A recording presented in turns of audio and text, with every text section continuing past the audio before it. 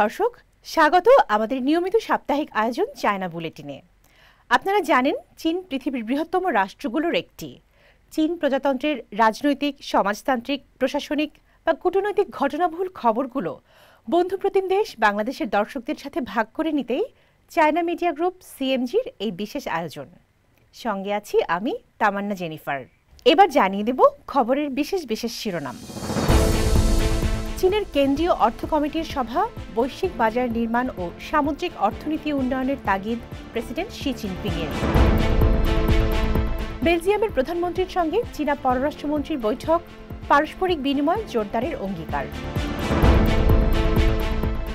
হংকংয়ের মাতৃভূমিতে ফিরে আসার ২৮তম বার্ষিকী, নিরাপদ পরিবেশে উচ্চমানের উন্নয়নে সক্ষমতা অর্জন।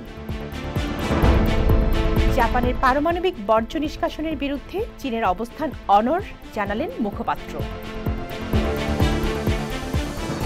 বৈশ্বিক বাজার নির্মাণ এবং সামুদ্রিক অর্থনীতি উন্নয়নে উদ্ভূত সমস্যাগুলো পারদর্শিতার সাথে সমাধানের আহ্বান জানান চীনের প্রেসিডেন্ট শি জিনপিং।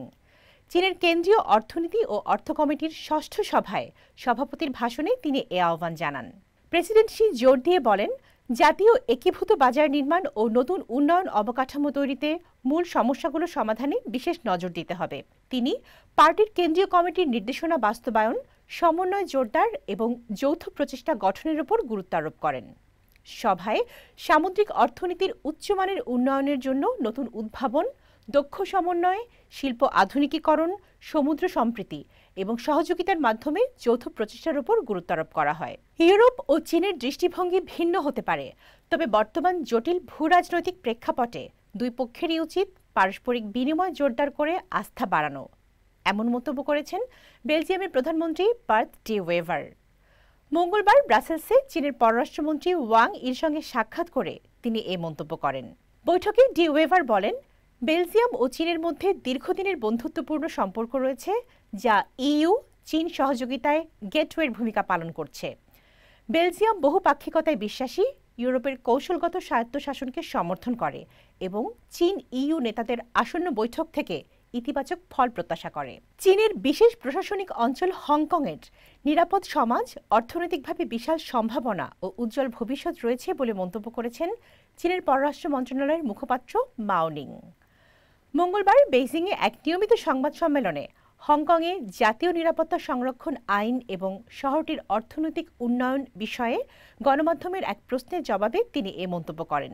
১ জুলাই হংকংয়ের মাতৃভূমিতে ফিরে আসার ২৮তম বার্ষিক স্মরণ করে মাও নিং বলেন, মাতৃভূমির দৃঢ় সমর্থন, এক দেশ দুই ব্যবস্থা নীতির সুরক্ষা, হংকং সরকারের নিষ্ঠা এবং গোটা সমাজের সম্মিলিত প্রচেষ্টায় হংকংয়ের সামনে বিশাল সম্ভাবনা ও এক উজ্জ্বল ভবিষ্যৎ অপেক্ষা করছে। মাও নিং বলেন, গত ৫ বছরে হংকংয়ে জাতীয় নিরাপত্তা সংরক্ষণ আইন প্রবর্তন ও বাস্তবায়নের পর শহরটির আইনগত কাঠামো আরও মজবুত হয়েছে, সমাজে স্থিতিশীলতা ও সংহতি বৃদ্ধি পেয়েছে এবং আইনের অধীনে হংকংবাসীর অধিকার ও স্বাধীনতা পূর্ণভাবে সংরক্ষিত রয়েছে। ফুকুশিমা পারমাণবিক কেন্দ্রের দূষিত বর্জ্য পানি সাগরে নিঃসরণের ব্যাপারে জাপানের একতরফা পদক্ষেপের বিরোধিতায় চীনের অবস্থান অপরিবর্তিত রয়েছে বলে জানিয়েছেন চীনা পররাষ্ট্র মন্ত্রণালয়ের মুখপাত্র মাও নিং। বেইজিংয়ে সাংহাই সহযোগিতা সংস্থা এসসিও প্রতিরক্ষাকারীদের বৈঠকের পর আয়োজিত এক সংবাদ সম্মেলনে তিনি একথা বলেন। মাও বলেন, জাপানের একতরফা সিদ্ধান্তের বিরুদ্ধে চীনের এই দৃঢ় অবস্থান ও সক্রিয় প্রচেষ্টার ফলেই আন্তর্জাতিকভাবে এই বর্জ্য পানি নিঃসরণে তদারকি জোরদার হয়েছে।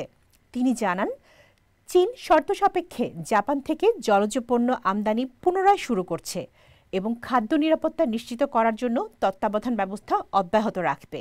এ সময় ভারতের সঙ্গে সম্পর্ক নিয়ে মুখপাত্র বলেন, সীমান্ত প্রশ্নে চীন ও ভারত রাজনৈতিক পরিমিতি এবং নির্দেশিকা নীতিমালার বিষয়ে একটি চুক্তিতে পৌঁছেছে। দর্শক, এই ছিল আমাদের এবারের আয়োজনে। আবারও দেখা হবে চীন প্রজাতন্ত্রের সমসাময়িক খবর নিয়ে আগামী সপ্তাহে একই দিন একই সময়ে। অনুষ্ঠানটি সামাজিক যোগাযোগ মাধ্যমে দেখতে ভিজিট করুন www.facebook.com/cmg বাংলা এবং ইউটিউব চ্যানেল সিএমজি বাংলা। দেখার আমন্ত্রণ। চাই চিয়েন।